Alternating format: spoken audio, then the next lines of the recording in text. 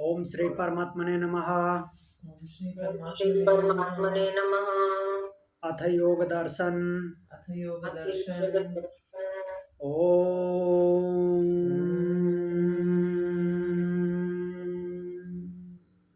योगेन चित्तस्य पदेन वाचां योगेन चित्तस्य पदेन चित्तस्य वाचा पदेन वाचा मलं शरीरस्य च वैद्यकेन मलं मलं शरीरस्य च शरीरस्य च वैद्यकेन वैद्यकेन योपाकरोत्तं प्रवरं मुनीनां योपाकरोत्तं प्रवरं मुनीनां पतञ्जलिं प्राञ्जलिरानतोऽस्मि।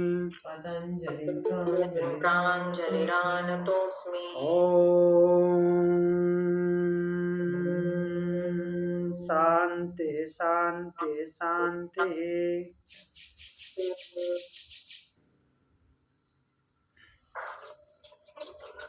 योग दर्शन विभूति पाद।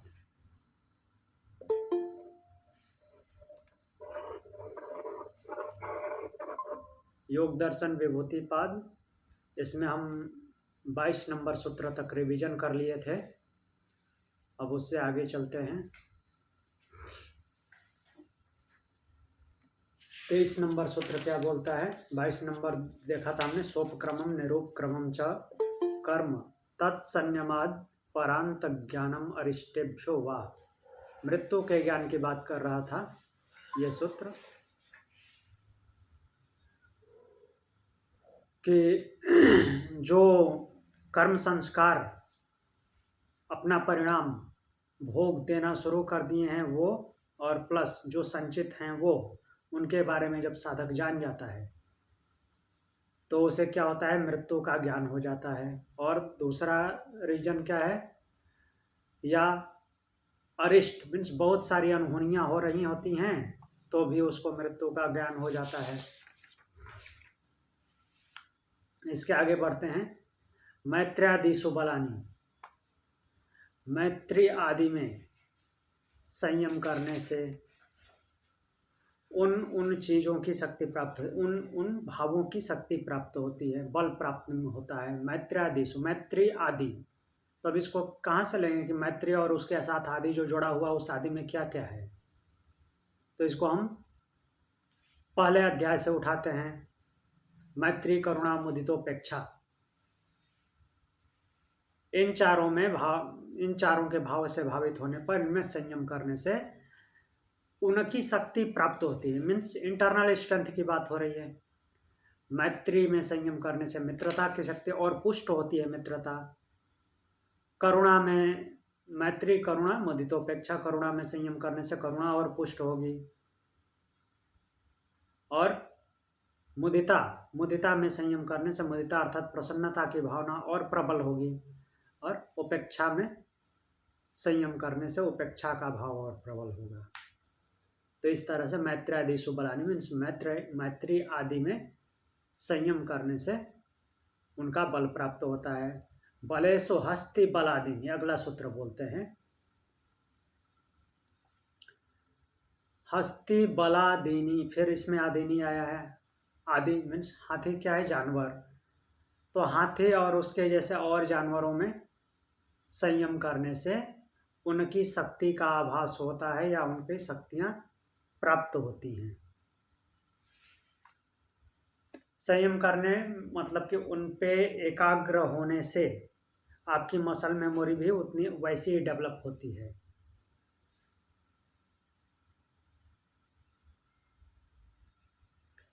फिर अगला सूत्र है प्रवृत्त्यालोकन्यासात् सूक्ष्म व्यवहित विप्रकृष्ट ज्ञानम। प्रवृत्त्यालोकन्यासात्, तो यहाँ पे बोल रहे हैं प्रकाश पड़ने से, प्रकाश डालने से, प्रवृत्ति का प्रकाश पड़ने से। कैसा प्रकाश? तो इसमें ऐड किया गया ज्योतिष्मति मीन्स ज्ञान रूपी प्रकाश पड़ने से। ज्ञान रूपी प्रकाश जब डाला जाता है तो क्या होता है? सूक्ष्म व्यवहित विप्रकृष्ट ज्ञानम। सूक्ष्म व्यवधान युक्त और दूर देश में स्थित विप्रकृष्ट इनका ज्ञान हो जाता है। सूक्ष्म, तीन फील्ड की बात की है। सूक्ष्म मीन्स जो अत्यंत सूक्ष्म है, जो आंखों से न देखा जा सके, अणु के समान सूक्ष्म, उसका आभास होने लगता है। व्यवधान, जो किसी बैकग्राउंड में है, किसी से ढकी हुई है, पता नहीं चल पा रहा है, उसका ज्ञान हो जाता है। और फिर जो यहाँ पे है ही नहीं, कहीं दूर है, किसी दूसरी जगह पे है,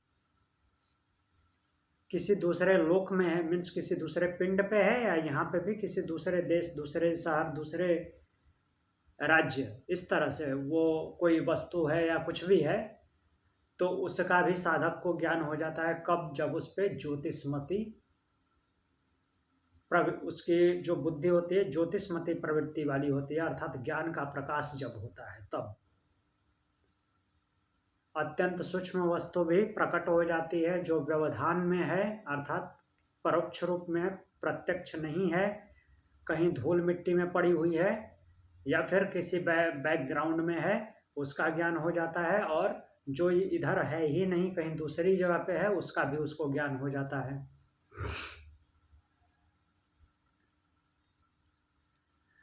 फिर अगला सूत्र बोलते हैं, भुवन ज्ञानम सूर्य संयमात।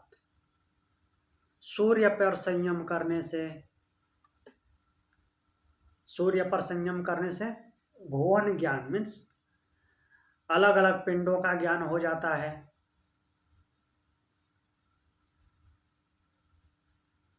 ग्रह उपग्रह जो हैं उसके अंडर में उनका ज्ञान हो जाएगा। चंद्रे ताराव्यूह ज्ञानम, चंद्रमा पर संयम करने से क्या हो जाता है? ताराव्यूह का ज्ञान होता है। ताराव्यूह जिसको हमने डिटेल में देखा था, नक्षत्र, जिससे हमारा पंचांग बना है। चंद्रमा की नक्षत्रों में गति के कारण का कैलकुलेशन करके हमारा पंचांग बना है। चंद्रे ताराव्यूह ज्ञानम, तो चंद्रमा किधर किधर कौन कौन से ताराओं के व्यूह से गुजरता है, तो इस तरह से उस पर ध्यान करने से तारा व्यूह का भी ज्ञान होता है। और चंद्रमा की गति के हिसाब, चंद्रमा की गति होती है, तो चंद्रमा तो रोज पूरब से निकलता है, पश्चिम में अस्त होता है, तो कब कब किस किस नक्षत्र से गुजर रहा है, इस पर फोकस करने से, मीन्स संयम करने से ताराव्यूह का ज्ञान होता है। ताराव्यूह नक्षत्र को बोलते हैं, मीन्स स्टार्स का ग्रुप ऑफ स्टार्स को ताराव्यूह बोलते हैं। अब ताराव्यूह की गति का ज्ञान कैसे होगा? ध्रुवे तद गति ज्ञानम, ध्रुव पे अर्थात ध्रुव तारा पे संयम करने से तद गति ज्ञानम, उनकी गति का ज्ञान हो जाता है। किसकी गति का? ताराव्यूह की गति का, नक्षत्रों की गति का ज्ञान होता है।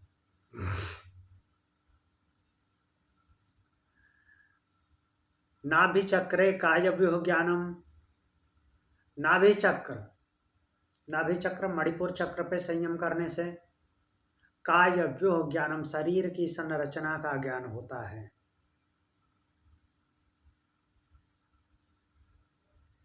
फिर अगला सूत्र बोलते हैं, कंठकोपे क्षुत पिपासा निवृत्ति।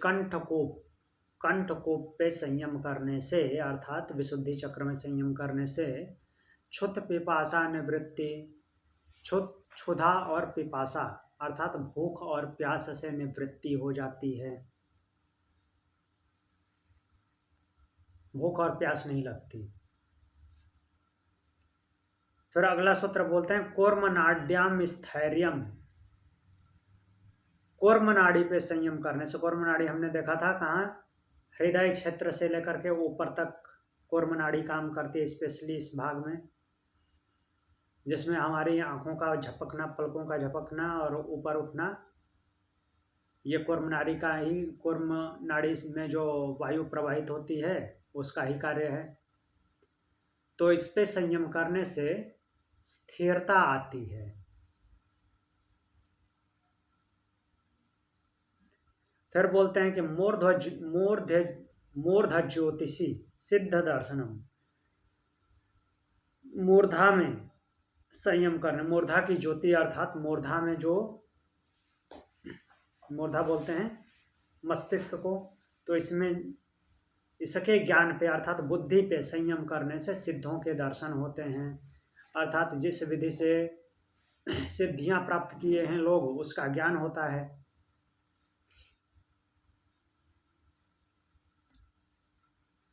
फिर आगे बोलते हैं प्रातिभाद्वा सर्वम। जब प्रातिभ ज्ञान होता है, इसके अलावा प्रातिभ ज्ञान से इन सब का ज्ञान हो जाता है। प्रातिभ ज्ञान मतलब कि विवेक ख्याति जब आती है तो ये ऊपर जितने जो कुछ बताया गया उन सब का ज्ञान हो जाता है।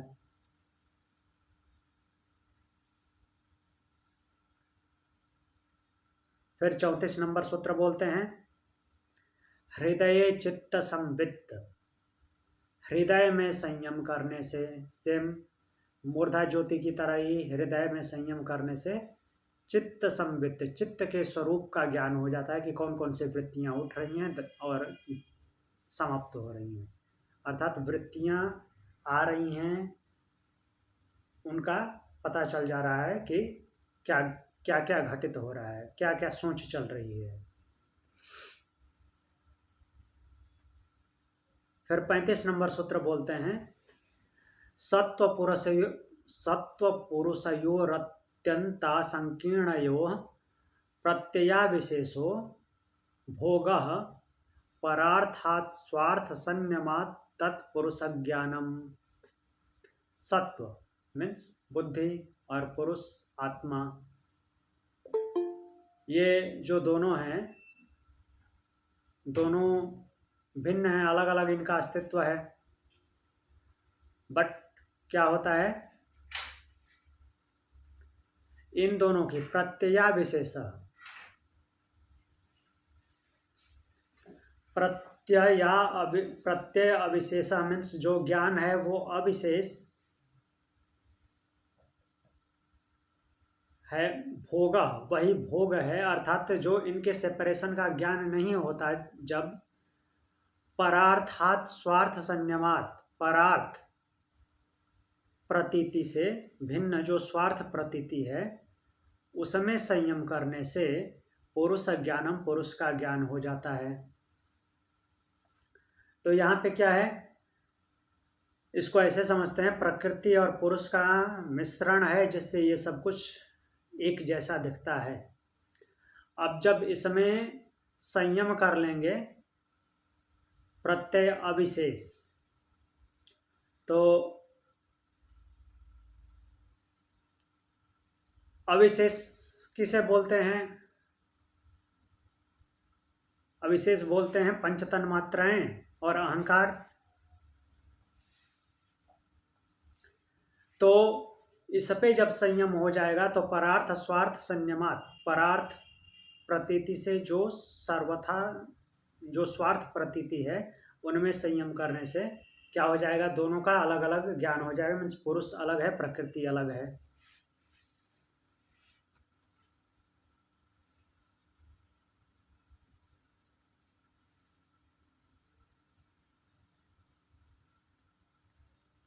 इसके आगे बढ़ेंगे,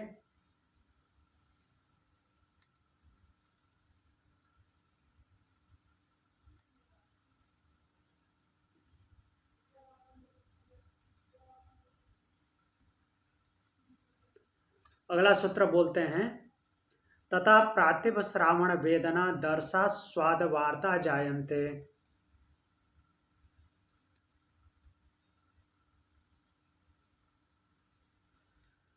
तथा उससे जो ऊपर बताया गया है, परार्थ और स्वार्थ की जो बात की गई है, तो स्वार्थ संयम से, स्व के अर्थ में संयम से, एक मिनट,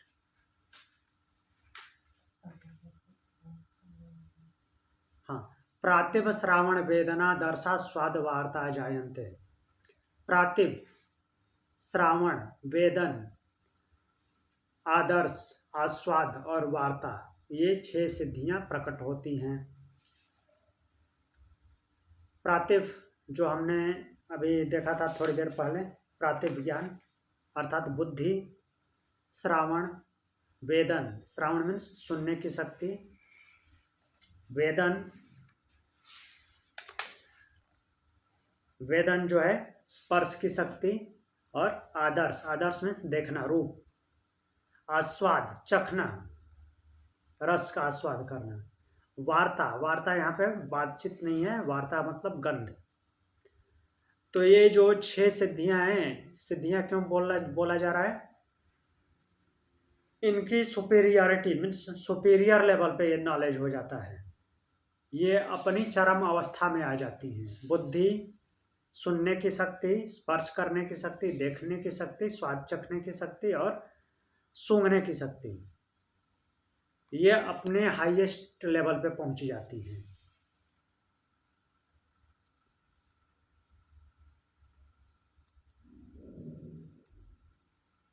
अगला सूत्र है ते समाधा उपसर्गा व्युत्थाने सिद्धया।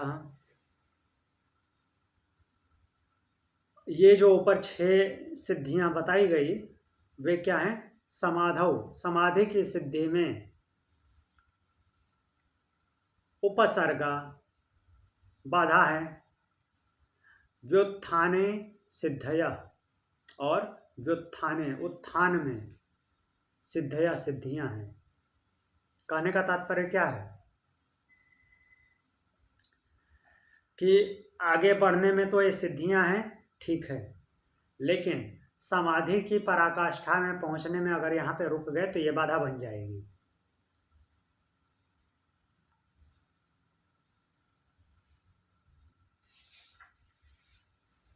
अगला सूत्र बोलते हैं बंध कारण शैथिल्यात् प्रचार संवेदनाच्च चित्तस्य पर शरीरावेशः। बंध कारण शरीर शैथिल्यात्, बंधन के कारण की शिथिलता से, और प्रचार संवेदनात्, प्रचार संवेदना गति का ज्ञान होने से, चित्तस्य पर शरीरावेशः, दूसरे के शरीर में प्रवेश संभव होता है। बंधन के कारण की शिथिलता, अर्थात किसके बंधन की बात की जा रही है, कर्म बंधन, इंद्रियों के जो क्षेत्र हैं उनका बंधन, और प्रचार संवेदना, चित्त की गति का ज्ञान अगर इतना पकड़ में आ गया तो फिर चित्त क्या हो जाएगा, बस में हो जाएगा।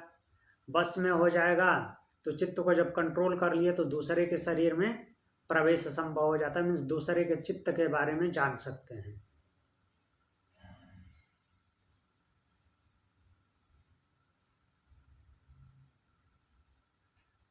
फिर आ जाते हैं हम अपने उदान वायु पे।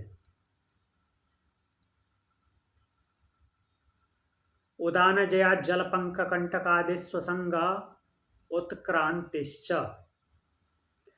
और जब साधक क्या करता है, उदान जयी हो जाता है, उदान वायु को जीत लेता है, तो उदान वायु को जीत लेने से जल पंक कंटक आदिशो, जल पंक मीन्स कीचड़, कंट मीन्स कांटे, आदि इनके अलावा और भी इनके जैसी जो भी चीज़ें हैं उनसे क्या हो जाता है, उनका साधक का असंग, असंग हो जाता है, उनसे संयोग टूट जाता है।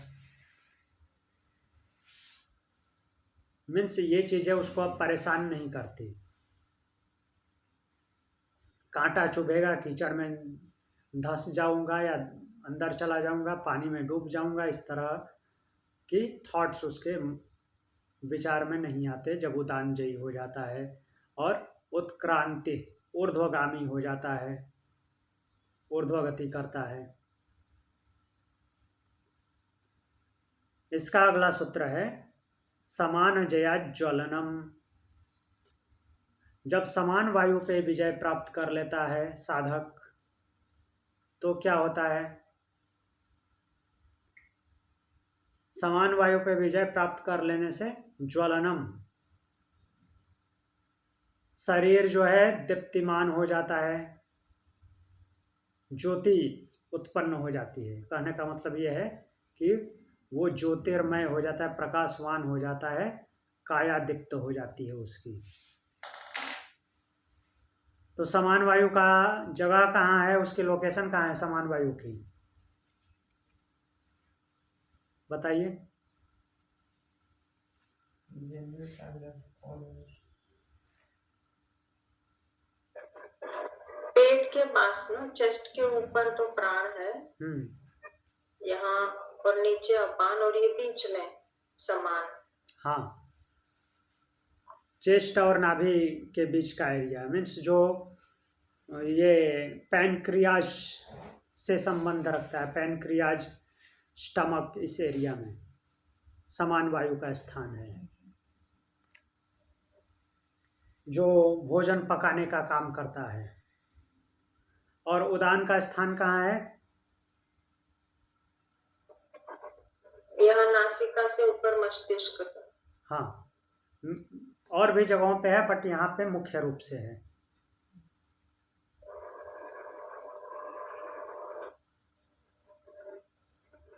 फिर अगला सूत्र बोलते हैं, तो समान पे जब विजय प्राप्त कर लेता है तो क्या होता है, जठराग्नि पे कंट्रोल हो जाता है। जठराग्नि पे कंट्रोल हो जाता है तो उसकी काया दीप्त हो जाती है। अगला सूत्र है, श्रोत्राकाशयोः संबंध संयमात् दिव्यम श्रोत्रम। श्रोत्र और आकाश अर्थात कान और आकाश, इन दोनों पर संयम करने से, इन दोनों के संबंध पर संयम, नाक दोनों पे अलग अलग, दोनों के संबंध में संयम कर लेने से, दोनों को एक साथ संयम, दोनों पे एक साथ संयम करने से अर्थात समाधि लगाने से, श्रोत्रम, श्रोत्र और श्रोत्रम दिव्यम, श्रोत्र उसके दिव्य हो जाते हैं, अर्थात नॉर्मल से ज़्यादा सुनाई देने लगता है, हर प्रकार की साउंड वो सुन सकता है।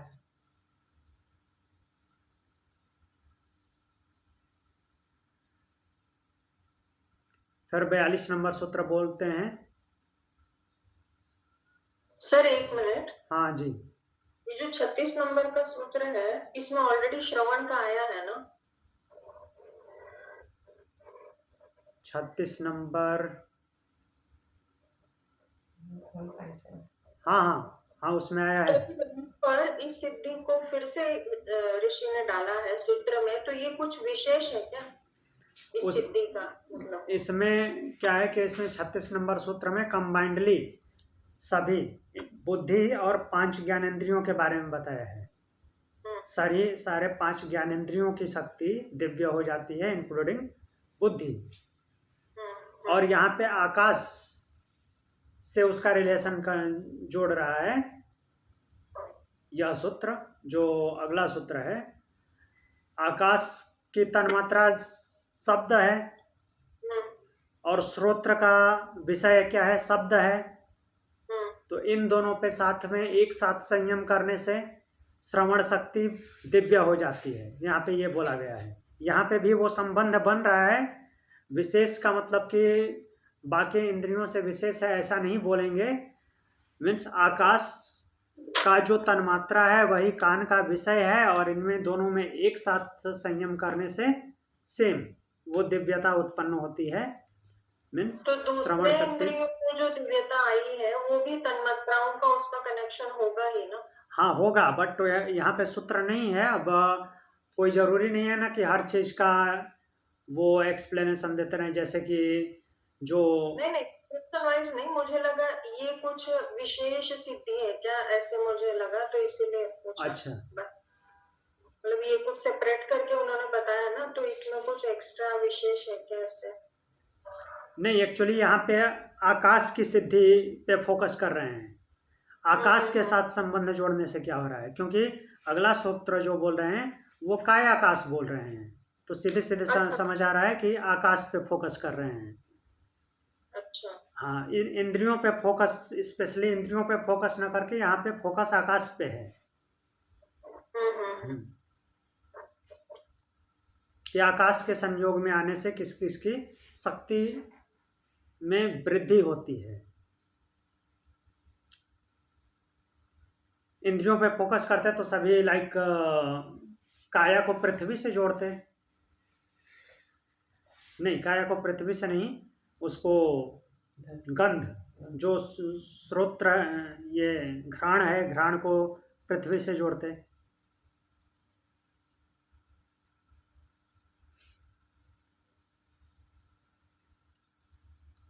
और ऐसी कोई बात दिमाग में चल रही है तो हमने इसके बारे में पढ़ा है कि अगर मान लीजिए कि इंद्रिय का नाम दिया, कहीं पे एक इंद्रिय का नाम दिया, तो उसके हिसाब से बाकी इंद्रियों की भी जानकारी अपने आप मान ग्रहण कर लेनी है कि किसके साथ क्या होता है। कोई ज़रूरी नहीं है कि सब कुछ लिखा ही होगा।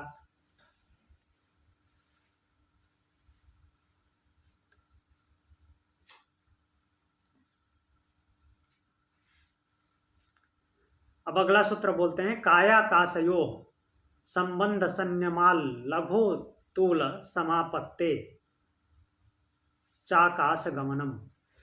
कायाकाशयो शरीर और आकाश के संबंध पे संयम करने से, शरीर और आकाश दोनों पे एक साथ संयम करने से, और लघु तूल समापत्ते हल्की वस्तु, लघु तूल समापत्ते जो हल्की वजन में हल्की हो, उसमें समापत्ति समाधि लगाने से। समापत्ति का मेन अर्थ होता है समाधि, उस पर संयम करना। संयम करने से क्या होता है? आकाश गमनम, आकाश गमन की शक्ति प्राप्त होती है। कहने का तात्पर्य है कि शरीर हल्का हो जाता है। तो इसको उदान वायु से कनेक्ट कर सकते हैं। उदान वायु भी शरीर को हल्का बनाता है। तो उदान वायु पे, उदान जयी होने पे जो सिद्धि प्राप्त हो रही है, वही सिद्धि यहाँ पे काया और आकाश पे संयम करने से हो रही है। शरीर को आकाश के साथ मिला करके या हल्की चीज़ों पे संयम करने से होती है।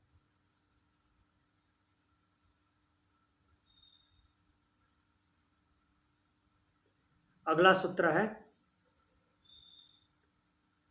बहिरकल्पिता वृत्तिर्महाविदेहा तथा प्रकाशा वर्णक्षय। बहिर्कल्पिता, बहिर अकल्पिता मीन्स शरीर के बाहर अकल्पित, शरीर के बाहर जिसकी कल्पना न हो। वृत्ति जो वृत्तियां चलती हैं। महाविदेहा, उसको महाविदेह बोला गया है। ततः उस प्रकाशा वर्णक्षय,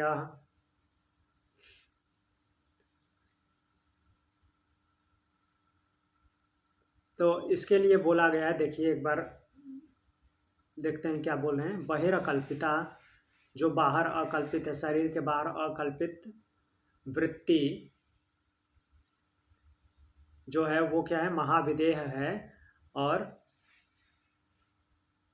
ततः प्रकाशा वर्णक्षय, उसके प्रकाश के आवरण का क्षय हो जाता है, अर्थात अज्ञानता का नाश होता है। इसके लिए एक बार ये देखते हैं, शरीर के बाहर जो मन की स्थिति है उसको विदेह धारणा कहते हैं। वह जब मन के शरीर में रहते हुए ही केवल भावना मात्र होती है तब तो कल्पित है, और जब शरीर से संबंध छोड़कर बाहर निकलते हुए मन की बाहर स्थिति हो जाती है तो वो अकल्पित हो जाती है। तो देखिए यहाँ कहने का तात्पर्य क्या है कि वृत्ति की बात की जाती है। वृत्ति जब अंदर बनी रहती है तो वो परेशान करती है। वृत्ति बाहर हो गया अर्थात वृत्तियां शांत हो गई, कहने का तात्पर्य ये है। तो स्थिति क्या हो जाती है? महाविदेह की हो जाती है। महाविदेह की स्थिति हो जाती है। और जब साधक की स्थिति महाविदेह की हो जाती है, अर्थात शरीर होते हुए भी शरीर से लगाव अर्थात कोई रुचि आसक्ति का न होना, जब ऐसी स्थिति हो जाती है तो प्रकाश का आवरण का क्षय हो जाता है। प्रकाश का आवरण अर्थात प्रकाश पे जो अंधकार पड़ा हुआ है उस अंधकार का नाश हो जाता है।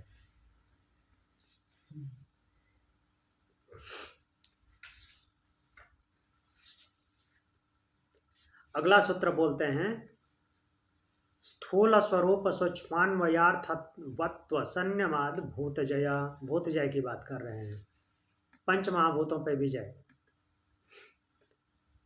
स्थूल स्वरूप सूक्ष्म अन्वय अर्थवत्व, ये 5 प्रकार की अवस्था है। इनमें संयम करने पर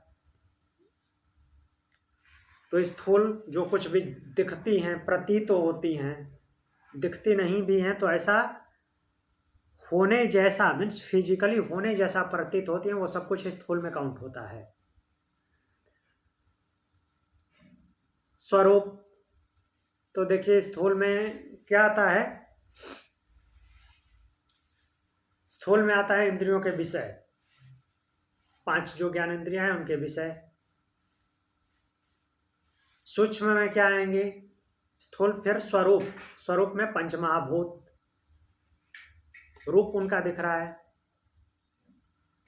सूक्ष्म, सूक्ष्म में आ जाएंगी पंच तन्मात्राएं जिनसे पंचमहाभूत उत्पन्न होते हैं, सेम नाम से हैं जो कि इंद्रियों के विषय होते हैं, गुण धर्म भी वही हैं।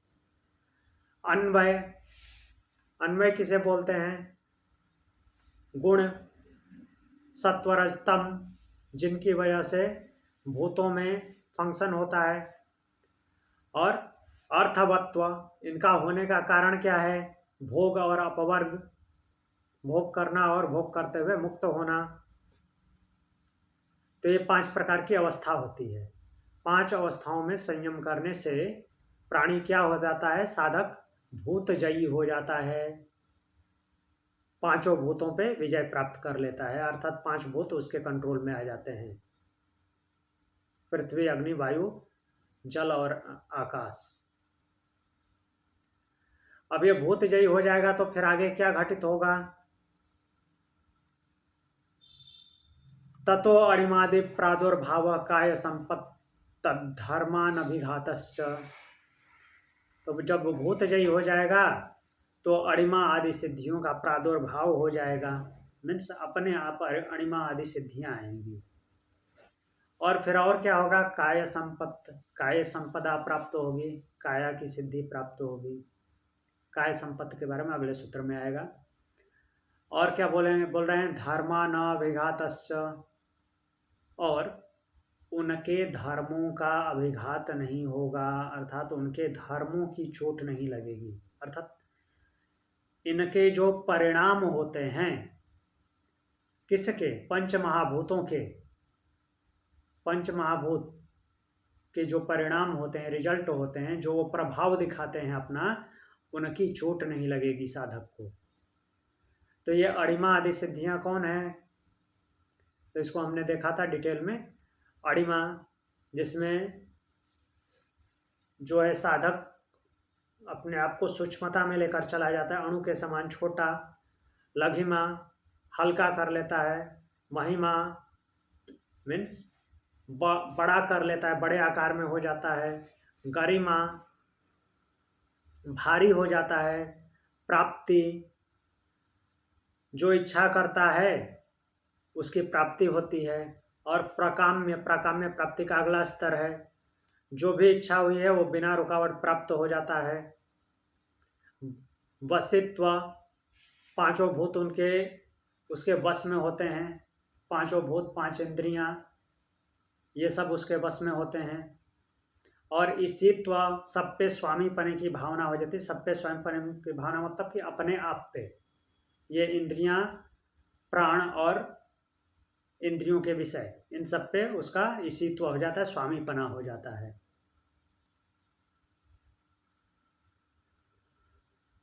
अब काय संपत्त अगले सूत्र में आएगा। काय संपत्त में क्या प्राप्त होता है, रूप लावण्य बल वज्र संगननत्वानि काय संपत्त। रूप, लावण्य, लावण्य मीन्स गुड लुकिंग, अच्छा दिखना, रूप भी अच्छा हो जाता है। और लावण्य में 2 चीजें होती है, अच्छा दिखना है और सॉफ्टनेस। बल, शक्ति प्राप्त होती है, और बॉडी का संगठन कैसा हो जाता है, वज्र की तरह मजबूत हो जाता है। ये काय संपत्तियां हैं, अर्थात शरीर की संपत्ति है।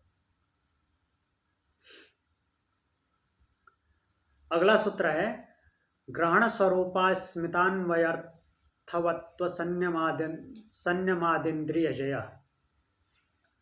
इसमें भी अलग अलग अवस्थाएं बताई गई हैं, फिर से उससे थोड़ा अलग है। ग्रहण, स्वरूप, अस्मिता, अन्वय, अर्थवत्व। तो अन्वय अर्थवत्व लगभग वैसी ही अस्मिता। ग्रहण, ग्रहण मीन्स इंद्रियों से जो भी पकड़ में, ग्रहण में आना का मतलब कि इंद्रियों के कंट्रोल में जो आ जाए उसको ग्रहण में लेते हैं। जैसे आंख से देखना, कान से सुनना, जीभ से स्वाद चखना, नाक से सूंघना, स्पर्श करना, और यहाँ तक कि कर्मेंद्रियां हाथ से पकड़ना, पैर से कुछ ठोकर या टक्कर मारना, इस तरह से। बाकी कर्मेंद्रियां, ज्ञानेंद्रियां सबको इसमें माध्यम बनाया जा सकता है। तो इसको ग्रहण अवस्था बोलेंगे। एक मिनट। स्वरूप, मन और इंद्रियों का स्वाभाविक स्वरूप जो कि अपने आप में विद्यमान रहता है और लक्षण संकेत से जानने में आता है, उसी को स्वरूप अवस्था बोलते हैं। अस्मिता, अस्मिता हम कई बार देख चुके हैं, जो कि सेपरेशन के लेवल तक, मीन्स सेपरेशन के लेवल, सब कुछ का ज्ञान तो हो जाता है लेकिन पुरुष और प्रकृति सेपरेट सेपरेट हैं, इसका ज्ञान नहीं होने देता, एक ही बनाए रखता है, तो उसको अस्मिता बोलते हैं। ये सूक्ष्म अवस्था पे है। अन्वय, अन्वय क्या है? मन सहित सब इंद्रियों में जो तीनों गुण, अन्वय का मतलब ही समझ लेना है, तीनों गुण आएंगे इसमें, सत्व, रज, तम, प्रकाश, क्रिया और स्थिति। प्रकाश, क्रिया और स्थिति, इन तीनों गुणों की जो प्रवृत्तियां हैं उसको अन्वय बोलते हैं, वो अन्वय अवस्था है। अर्थवत्व, अर्थवत्व बोलते हैं भोग और अपवर्ग को। उद्देश्य क्या है? अर्थ, अर्थ मीन्स परिणाम, तो उद्देश्य क्या है सबका? भोग करना और फिर मुक्त हो जाना भोग करते हुए।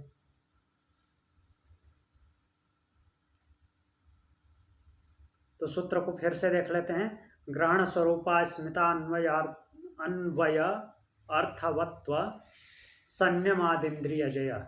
तो इन सब पे संयम करने से क्या होता है? इंद्रिय जय होता है।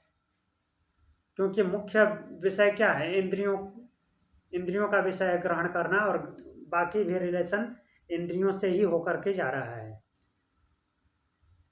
तो इंद्रिय जय हो जाता है। यहाँ पे पहले भूत जय हुआ था, अब साधक इंद्रिय जय हो गया।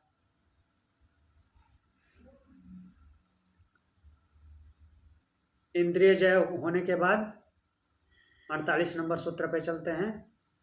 ततो मनोजवित्व विकर्ण भाव प्रधान जयश्च। अब यहाँ पे प्रधान जय भी हो गया।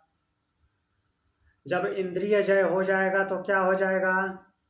मनोजवित्वम, उसको मन की गति प्राप्त हो जाएगी। अर्थात मन जिस गति से आता जाता है, कहीं पे विचार, कहीं पे भी मन की गति को कैसे पहचान सकते हैं कि मन की गति कितनी होगी? कोई टाइम लिमिट होती ही नहीं है। जैसे कहीं पे आप गए हैं पहले, तो यहाँ से बैठे बैठे वहाँ के बारे में सोचते हैं, सेकेंड भर भी नहीं लगता वहाँ पहुँच जाते हैं। पूरा आपके आँख में, बैकग्राउंड में, मेमोरी में उसका वीडियो चलने लगता है, कहाँ पे क्या क्या है।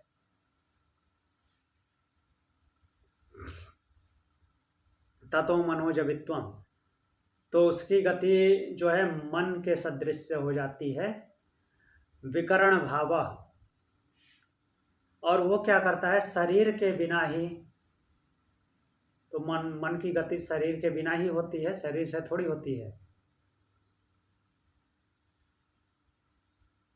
विकर्ण भाव मीन्स शरीर के बिना ही वो सब कुछ का अनुभव कर लेता है। अर्थात इंद्रियों के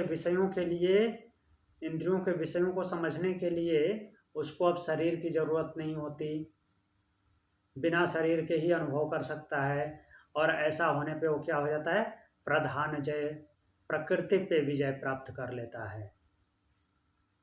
अर्थात प्रकृति उसको अब प्रभावित नहीं करती, प्रकृति उसको अपने बस में नहीं कर सकती, प्रकृति से मुक्त हो जाता है। लेकिन शरीर में रहेगा, ऐसा नहीं है कि शरीर में नहीं रहेगा। कहने का तात्पर्य क्या है कि वो हार्डवेयर का यूज नहीं करता अब। अगला सूत्र है सत्व पुरुषान्यता ख्याति मात्र से सर्वभावाधिष्ठातृत्वम सर्वज्ञातृत्वम च। सत्व पुरुष फिर से आया है। सत्व मीन्स बुद्धि, पुरुष मीन्स आत्मा। इन दोनों की भिन्नता मात्र का ही जिनमें ज्ञान रहता है। यहाँ पे थोड़ा लेवल और ऊपर हो गया। क्या सब कुछ को क्लियर जान लिया तभी तो प्रकृति जय हुआ। लेकिन और यहाँ तक भी ये भी जान लिया कि पुरुष अलग है, प्रकृति अलग है, ये भी पता चल गया, तो क्या मुक्त हो जाएगा? नहीं, अभी भी नहीं मुक्त हुआ। क्यों? क्योंकि ये जानकारी बची हुई है। इस जानकारी का न होने पे आगे होगा, पढ़ते हैं क्या होगा। तो बुद्धि और पुरुष इन दोनों की भिन्नता मात्र का ही जिसमें ज्ञान रहता है, और कोई ज्ञान नहीं, और किसी से कुछ लेना देना नहीं है। बट इतना पता है उसको कि हाँ, बुद्धि होती है और एक आत्मा होता है, मीन्स प्रकृति होती है, आत्मा होती है, दोनों दो सेपरेट चीजें हैं। तो ऐसा ज्ञान होने पे ये स्थिति भी क्या होती है? सबीज की अवस्था होती है, सबीज समाधि में है अभी। सर्वभावाधिष्ठातृत्वम, सभी भावों पर उसका स्वामी भाव होता है, अर्थात सभी भाव उसके वश में होते हैं, वो भावों के नियंत्रण में नहीं आता। अब चित्त वृत्तियां नहीं बनती और न ही उससे प्रभावित करती हैं, बनेंगी नहीं तो प्रभावित कहाँ से करेंगी। लेकिन फिर भी उसको दृष्टा दृश्य का ज्ञान है। और सर्वज्ञातृत्वम, सर्वज्ञता का भाव भी आ जाता है, अर्थात अपरा विद्या में जो कुछ भी है वो सब कुछ वो जान जाता है, इतना ऊपर वो चला गया। लेकिन यहाँ तक वो सबीज है। अब आगे क्या बोल रहे हैं? तद वैराग्यादपि, उसका वैराग्य हो जाने पर भी। किसका वैराग्य? वो जानकारी कि प्रकृति है और पुरुष है, कुछ भी दिमाग में चलना ही ना। जब उससे भी वैराग्य हो जाए, उस ज्ञान से भी, वो जानकारी से भी वैराग्य हो जाए, मुक्त हो जाए, तो क्या हो जाएगा? दोष बीज क्षय, दोष रूपी बीज जो है समाप्त हो जाता है, कोई दोष नहीं बचा अब। तो उस समय क्या होता है? कैवल्य प्राप्त हो जाता है। तो एक्चुअली जो सिद्धियों से चलते हुए कैवल्य की यात्रा थी, यहीं तक थी। अब जो अगला सूत्र आएगा फिर वो पीछे से जोड़ेंगे। मीन्स सिद्धियां प्राप्त करते करते करते करते आगे बढ़ते बढ़ते कैवल्य में आ गया साधक।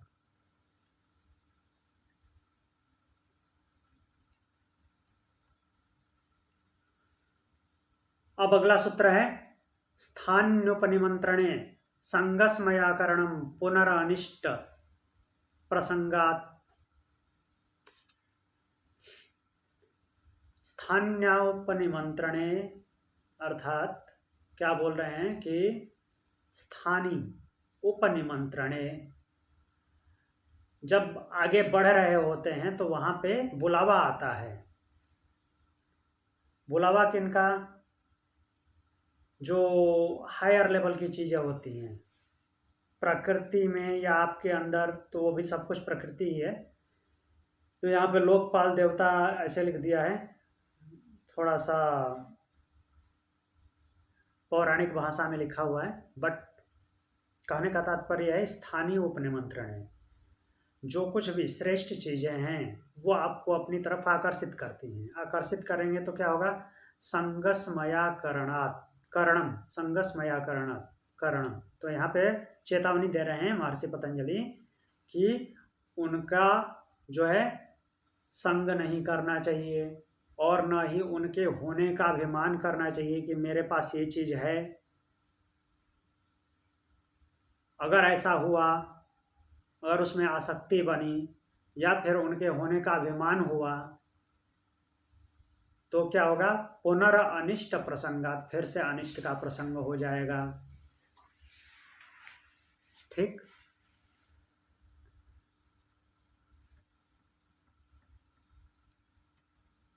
और इस सूत्र को मैंने बोला था धारणा के पास ले जाके जोड़ना है। ये जो कैवल्य हुआ है अभी उस वहाँ पे नहीं जोड़ना है, उसको भी रीजन देता हूँ क्यों जोड़ना है वहाँ पे, ये देख लेते हैं इसके बाद।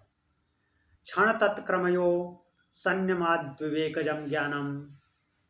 क्षण तत्क्रमयो, क्षण मीन्स समय का सूक्ष्मतम रूप, एक पल। तत्क्रमयो, और उसका क्रम मीन्स हर पल जो है सावधानी पूर्वक आगे बढ़ते जाना है, संयम करने से उस पर संयम मीन्स धारणा ध्यान समाधि, हर क्षण पे संयम करते जाना है तो क्या होगा, विवेकजम ज्ञानम, विवेक ज्ञान उत्पन्न हो जाता है। मीन्स भटकाव रहित संयम से, धारणा से पीछे नहीं जाना है, आगे बढ़ते जाना है तो क्या होगा, विवेक ज्ञान की प्राप्ति होगी।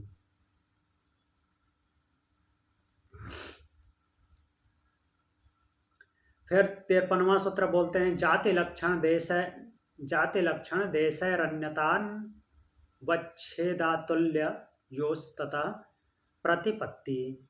जाति लक्षण देश, जाति मतलब जन्म, अलग अलग योनियों में जन्म। लक्षण मीन्स उसके बारे में जानकारी, पता चलना, कैरेक्टरिस्टिक। और देश भेद, लक्षण का ये भी अर्थ ले सकते हैं कि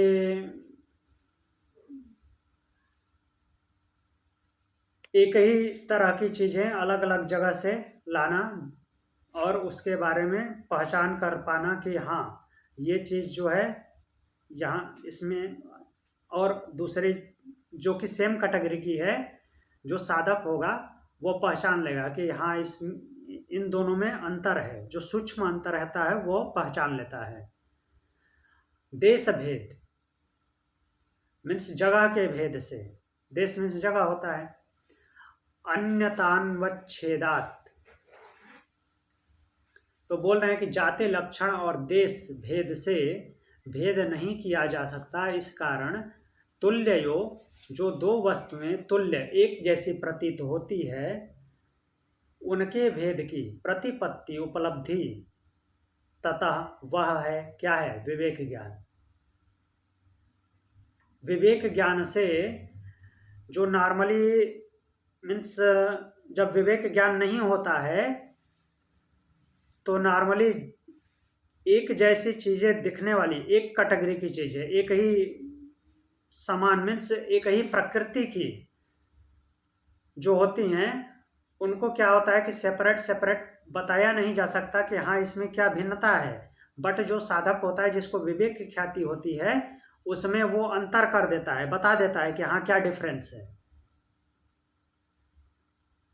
तो जब साधारण लोग जिसको न बता सके और उसको साधक मीन्स जो सेपरेट बता देता है कि हाँ इसमें ये डिफरेंस है, तो वहाँ पे समझना चाहिए कि हाँ ये विवेक ख्याति होती है,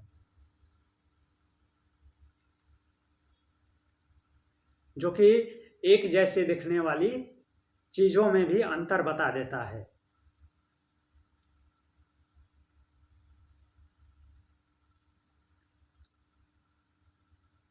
फिर आगे देखते हैं, अगला सूत्र है तारकम सर्व विषयम सर्वथा विषय क्रमम चेत्ति विवेकजम ज्ञानम। इसमें बोल रहे हैं तारकम, जो तारने वाला है, तारने वाला मतलब मुक्त करने वाला, सर्व विषयम सबको जानने वाला, सर्वथा विषयम सब प्रकार के विषयों को जानने वाला, और अक्रमम बिना क्रम से, कोई उसकी सिक्वेंसिंग नहीं है कि ये करने के बाद ही इसका ज्ञान होगा आपको, नहीं। जब विवेक ख्याति प्राप्त हो गई तो कोई सिक्वेंसिंग की जरूरत नहीं, सिक्वेंस में लगाने की जरूरत नहीं कि ये आएगा इसके बाद ही आपको ये चीज़ आएगी, उसको सब कुछ का पहले से ज्ञान हो गया। इति, इस प्रकार विवेकजम ज्ञानम, इस प्रकार विवेक जनित ज्ञान होता है। विवेक जनित जो ज्ञान है वो इस प्रकार का होता है कि उसके लिए क्रम की जरूरत नहीं पड़ती किसी चीज को जानने के लिए, क्योंकि वो सर्व विषयम सर्वथा विषयम, मीन्स सभी विषयों को सब प्रकार से जानने वाला होता है। और सर यहाँ पर वो समय की सीमा के बाहर हो जाता है क्या योग? जी, क्योंकि क्रम का जो विषय है वो समय से कनेक्टेड है ना? हाँ, क्रम जो है समय से कनेक्टेड है, और वो हाँ यहाँ पे ये मान सकते हैं कि वो समय से बाहर हो जाता है, क्योंकि वो अब प्रकृति से परे है, प्रकृति के बंधन में नहीं है, तो वो लिमिट से बाहर है, समय की लिमिट से भी बाहर है। अब यहाँ पे अगला लास्ट सूत्र देख लेते हैं। सत्व पुरुषयो शुद्धि साम्य कैवल्यम। सत्व पुरुषयो फिर से तीसरी बार आया है। सत्व पुरुष, बुद्धि और पुरुष, इन दोनों की शुद्धि साम्य, जब समान भाव से शुद्धि हो जाती है तो कैवल्य होता है। मीन्स दोनों अलग अलग अच्छी तरह पता चल जाते हैं और उसकी भी शुद्धि हो जाती है। जो पिछले सूत्र में 50वें सूत्र से पहले बोला था कि क्या था सूत्र, तद 50वां सूत्र ही, तद वैराग्यादपि दोष बीज है। जो नॉलेज है, ज्ञान है किसका, प्रकृति और पुरुष का, बुद्धि और पुरुष का, उनका भी क्या हो जाता है, उनसे भी उससे भी उस ज्ञान से भी वैराग्य हो जाता है। मीन्स उसी को बोल रहे हैं यहाँ पे, शुद्धि हो जाती है, पूर्णता शुद्धि हो जाती है, तो क्या होता है, कैवल्य प्राप्त होता है। ठीक, तो यहाँ पे हमारा विभूतिपाद का रिवीजन भी पूर्ण हो गया। देखिए ये जो स्थान्य उपनिमंत्रणे जो 51 नंबर सूत्र है, पुनः अनिष्ट प्रसंगात, फिर से अनिष्ट का प्रसंग हो जाएगा। वो संयम में नहीं होता, समाधि में नहीं होता, वो समाधि से पहले होता है। इसके लिए हम किसको रेफर कर सकते हैं, भगवत गीता के स्थित प्रज्ञ को। भगवान जो स्थित प्रज्ञता की बात करते हैं, स्थित प्रज्ञता में वो साधक को कहीं पीछे लेकर नहीं जाते। स्थित प्रज्ञता भी तो समाधि ही है। जब अर्जुन प्रश्न पूछते हैं, स्थित प्रज्ञस्य का भाषा समाधिस्थस्य केशव, हे केशव, जो समाधिस्थ है, समाधि में स्थिर हो गया है, उस स्थित प्रज्ञ का व्यवहार कैसा होता है। स्थित धीः किम प्रभाषेत, जिसकी धी मीन्स बुद्धि स्थिर हो गई है, वह किस प्रकार से बोलता है, किमासीत बैठता कैसे है, और ब्रजेत किम विचरण कैसे करता है, घूमता फिरता कैसे है। तो इसके जो भगवान रिप्लाई दे रहे हैं 55वें श्लोक से लेकर के 72वें श्लोक तक, इसमें कहीं भी ऐसा नहीं बोले हैं कि साधक पीछे जा रहा है, ये करोगे तो पीछे चले जाओगे, ऐसा कहीं नहीं बोला है। वो हर जगह भगवान ने उस स्थित प्रज्ञ की, जो समाधिस्थ है, स्थित धी है, उसकी विशेषता बता रहे हैं। तो उसी समाधि की बात इसमें आ रही, कोई अलग प्रकार की समाधि तो होती नहीं है।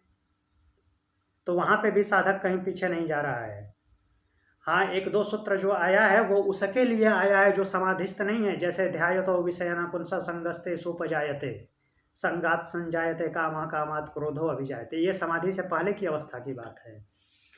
और लास्ट में उसी समाधिस्थ के लिए क्या बोलते हैं भगवान कि विहाय कामान सर्वान पुमांस चरति निस्पृह निर्ममो निरहंकार स शांतिम अधिगच्छति। विहाय कामान, जो सभी कामनाओं से मुक्त हो जाता है, सर्वान पुमांस चरति निस्पृह, और निस्पृह स्पृहा रहित होकर, आसक्ति से रहित होकर के विचरण करता है। निर्ममो निरहंकार, ममता से रहित और अहंकार से रहित हुआ जो होता है, वह शांतिम अधिगच्छति, शांति को प्राप्त होता है। और उसको अगला सूत्र क्या बोलते हैं, ऐसा ब्राह्मी स्थिति पार्थ नैनाम प्राप्य विमुह्यति। हे पार्थ, यह ब्राह्मी स्थिति है, ब्रह्म को प्राप्त ब्रह्म के भाव को प्राप्त हुए की स्थिति है ये। नैनाम प्राप्य विमुह्यते, जिसको प्राप्त होकर के साधक मोहित नहीं होता, नहीं वापस लौटता।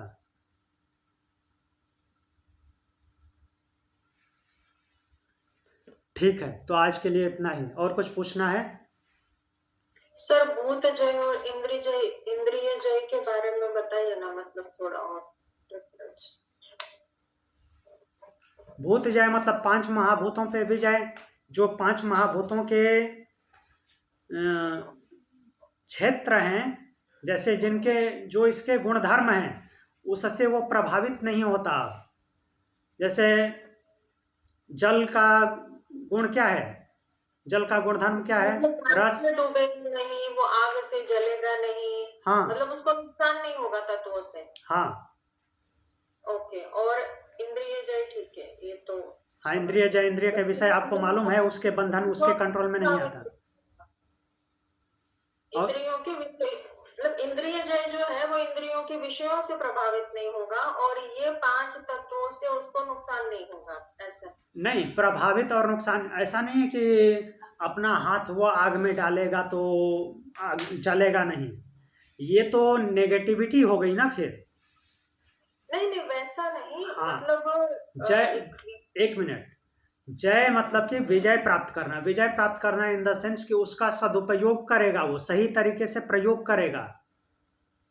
हाँ, मतलब ये इसको मैं ऐसे समझ रही हूँ, जैसे साधक होते हैं तो उनको उनकी साधना में जैसे तत्व डिस्टर्ब नहीं करते, वो गर्मी से परेशान नहीं होते, वो ठंडी से मतलब ये नहीं करते, वैसा वाला ना। हाँ जी। मतलब वो अगर कहीं एकांत में जा रहे हैं तो फिर वो जंगल में डरेंगे नहीं, उनको ये नहीं होगा, ये उस टाइप का है ना। ऐसा नहीं कि हाथ डाल रहा है, और वो तो फिर पाखंड टाइप का थोड़ा हो जाएगा। हाँ, एक एग्जांपल मैं आपको देता हूँ।